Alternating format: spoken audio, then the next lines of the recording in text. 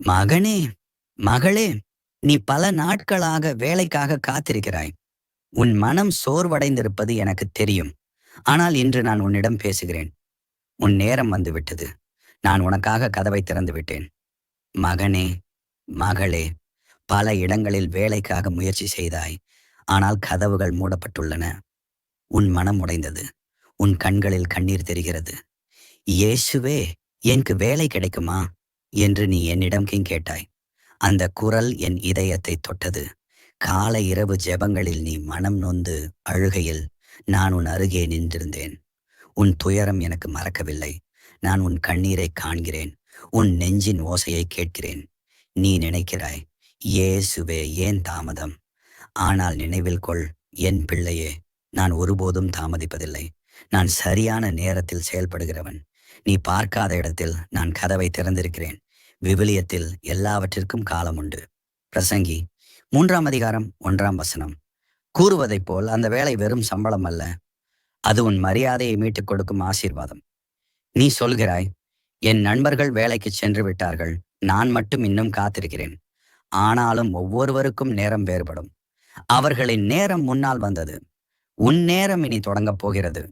விவிலியத்தில் நான் திறக்கும் கதவை யாரும் மூட முடியாது. வெளிப்படுத்தல் 3ஆம் அதிகாரம் 1ஆம் வசனம் கூறுவதைப் போல், உலகம் உன்னை மறந்தாலும் நான் மறப்பதில்லை. உன் பெயர் என் இதயத்தில் பொறிக்கப்பட்டிருக்கிறது. நீ விழுந்த இடத்திலிருந்து எழுந்திட நான் உன்னுடன் இருக்கிறேன். விவிலியத்தில் நம்பிக்கை இல்லாமல் தேவனுக்கு பிரியமானவனாக இருக்க முடியாது. எபிரெயர் 11ஆம் அதிகாரம் 6ஆம் வசனத்தில் அறியலாம். உன் நம்பிக்கையை சிக்கென பிடித்துக்கொள். சிறிதளவு நம்பிக்கையாவது இருந்தால் அதிலிருந்து நான் அற்புதம் செய்கிறேன். நான் உன்னை தாழ்த்த மாட்டேன், உயர்த்துகிறேன். உன் வாழ்க்கையில் ஒரு புதிய பக்கம் திறக்கப் போகிறது. இதுவரை வேலையில் தாமதம் போல தோன்றியது உண்மையில் ஒரு தயார் நிலைதான் இருக்கிறது. நான் உன்னை அந்த பொறுப்புக்காக, அந்த வேலைக்காக தயாராக்கி கொண்டிருந்தேன். விவிலியத்தில் நான் உனக்காக கொண்டிருக்கும் ஆலோசனைகள் நன்மைக்காகத்தான். எரேமியா 29ஆம் அதிகாரம் 11ஆம் வசனத்தில் கூறியுள்ளதை அறிவீர்கள். உனக்கான வேலை தயாராகிவிட்டது. நீ பெறப்போகும் வேலை உன் திறமையை கடந்த ஆசீர்வாதமாகும். ஏனெனில் அதில் என் ஆசீர்வாதம் இருக்கும். நீ உழைப்பாய், ஆனால் அந்த உழைப்பை நான் ஆசீர்வதிப்பேன். விவிலியத்தில் உன் கரங்களின் செயலில் ஆண்டவர் உன்னை ஆசீர்வதிப்பார். உபாகமம் 28ஆம் அதிகாரம் 16ஆம் வசனத்தில் கூறியுள்ளதை அறிவீர்கள். உன் கைகளுக்கு வலிமை தருவேன். உன் எண்ணங்கள் தெளிவாகும்.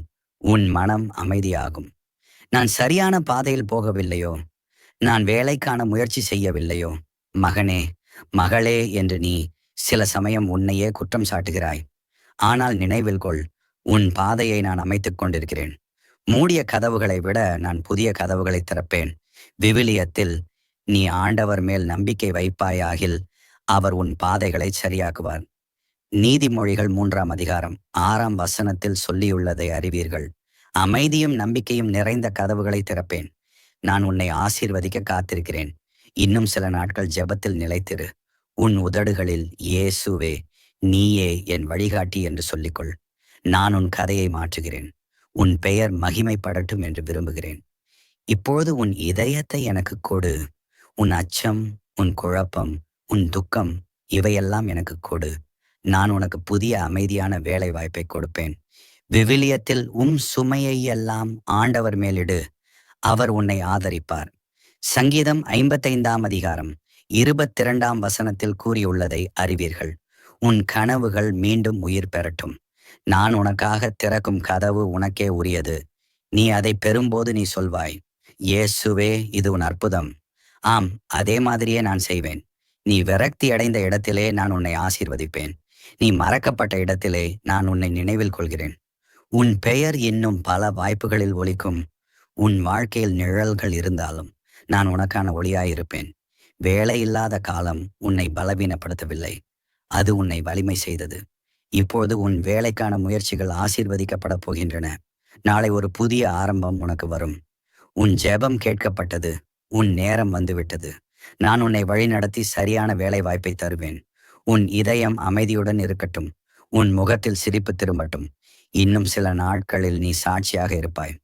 இயேசுவே, நீ உண்மையிலேயே வாழும் கடவுள் என்று கூறுவாய். உன் காத்திருப்பு வீணாகவில்லை, அது நம்பிக்கையின் விதை. விரைவில் அதற்கு பலன் வரும். கண்ணீரின் இடத்தில் நான் மகிழ்ச்சியை கொடுப்பேன். உன் வேலைக்கான ஆசீர்வாதம் விரைவில் உன்னை அடையும். நான் உன்னுடன் இருக்கிறேன். உன் பாதை இனி இருளாகாது. என் ஒளி உன்னை வழிநடத்தும். நம்பிக்கையுடன் முன்னேறு. உனக்கான கதவு திறந்துவிட்டது. உன் பெயர் ஆசீர்வதிக்கப்பட்டது மகனே, மகளே. உன் ஜெபம் கேட்கப்பட்டு விட்டது. நான் உன்னை வழிநடத்தி சரியான வேலை வாய்ப்பை தருவேன். உன் இதயம் அமைதியுடன் இருக்கட்டும். உன் முகத்தில் சிரிப்பு திரும்பட்டும். இன்னும் சில நாட்களில் நீ சாட்சியாக இருப்பாய்.